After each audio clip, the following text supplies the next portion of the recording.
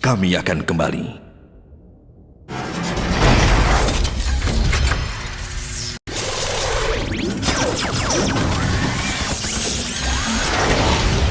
Kami kembali.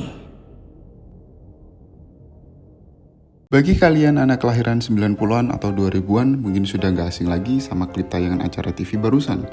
Salah satunya gue juga sih. Jadi bagi kalian yang belum tahu atau sudah lupa sama Spacetoon, Spacetoon adalah stasiun TV bertemakan anak-anak dengan acara utama adalah seri kartun dan anime berlisensi milik Spacetoon International berbasis di negara Dubai. Ciri khas dari channel TV Spacetoon biasanya akan muncul klip planet yang menjadi transisi dengan tema tertentu sebelum acara utamanya dimulai. Planet-planet tersebut merupakan gambaran awal dari tema kartun yang akan ditayangkan selanjutnya. Kalau kalian lihat planet yang bertemakan petualang, maka itu tandanya kartun berikutnya adalah kartun yang bertemakan petualang. Stasiun TV ini sendiri sebenarnya sudah nggak ada lagi di dunia pertelevisian Indonesia, karena sudah digantikan sama channel TV lain, yakni NET TV. Dan gue masih ingat dulu waktu kecil ketika ini channel TV masih ada, mereka selalu tayangin kartun atau konten bertemakan anak dari pagi sampai malam. Mulai dari Ninja Hattori, Franklin the Turtle, Petualangan Hachi si Sad Boy,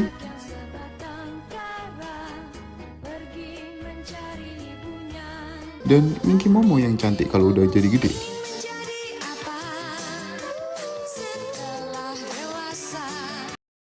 Kasihan Tuan, kasihan Nyonya. Sebenarnya, masih banyak lagi kartun menarik yang mereka tampilkan dari pagi sampai malam.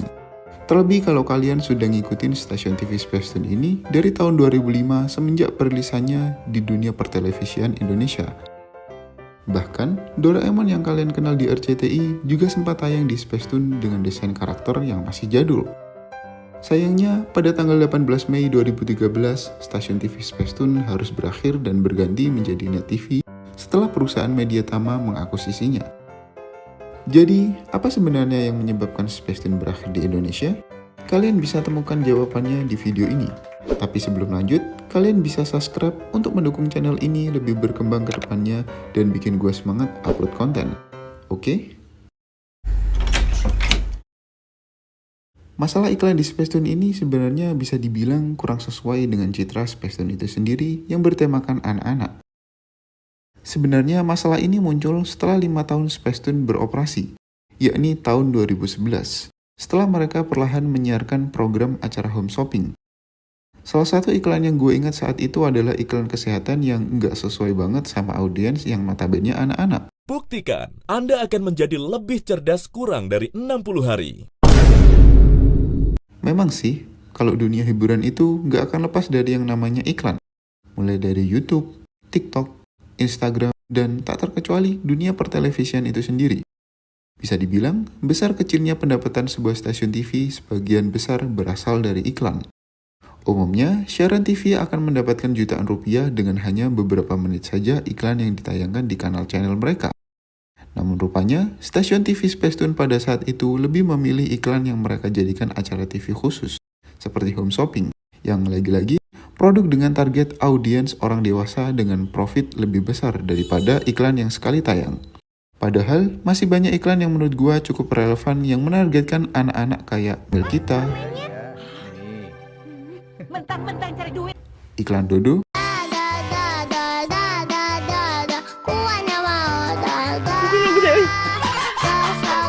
atau iklan Nyot-Nyot.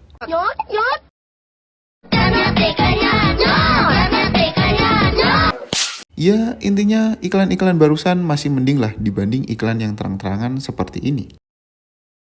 Jadi, walaupun Spacetoon sudah beroperasi hampir 8 tahun di pertelevisian Indonesia, mereka masih kesusahan untuk memenuhi kebutuhan operasional.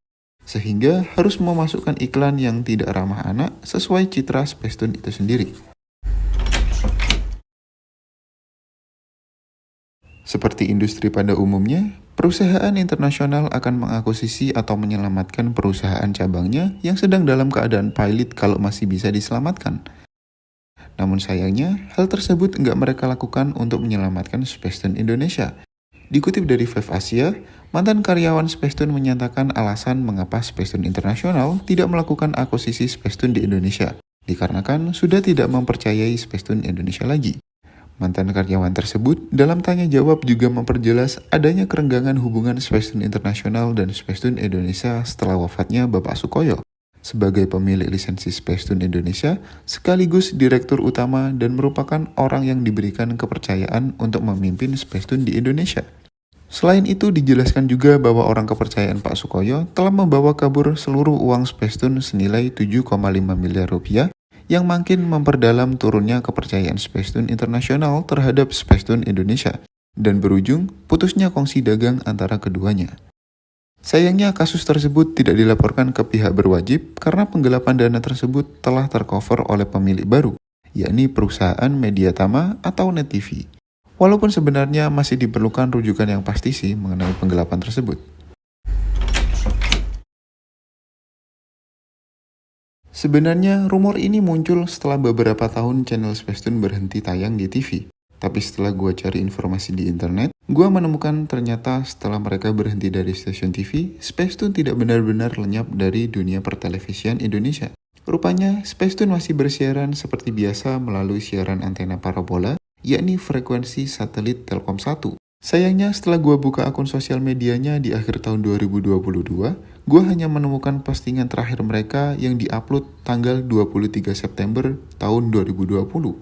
Jadi, gue nggak bisa memastikan apakah mereka masih bertahan di siaran antena parabola untuk saat ini. Well, bisa dibilang dunia pertelevisian ini cukup ketat lah. Banyak di antara stasiun TV lokal atau swasta yang akhirnya cabut dari industri ini, tak terkecuali Spacetoon. Ya, itu karena biaya operasional yang lebih besar dari pendapatan, terkhususnya iklan sebagai pendapatan terbesar. Tidak jarang juga kita menemukan stasiun TV yang lebih banyak menyiarkan acara khusus iklan seperti home shopping karena pendapatannya dirasa lebih besar dari iklan sekali tayang yang sebenarnya tuh jarang orang nonton acara TV seperti ini. Selain itu, kasus Spacetoon International yang tidak mengakuisisi Spacetoon Indonesia juga sebagai bukti buruknya manajemen yang diterapkan. Terlebih, jika penggalapan dana tersebut benar adanya. Tapi gue masih berharap kalau Spacetoon akan kembali ke Indonesia dengan tema anak yang masih sama saat mereka pertama kali datang ke Indonesia. Setidaknya, anak-anak Indonesia enggak terpengaruh konten-konten yang seharusnya belum mereka dapatkan. Oke, mungkin sekian dulu buat video kali ini. Oh iya, kalau kalian penasaran kenapa iklan Thailand selalu kocak, kalian bisa lanjut ke video sebelah kiri. Dan sampai jumpa!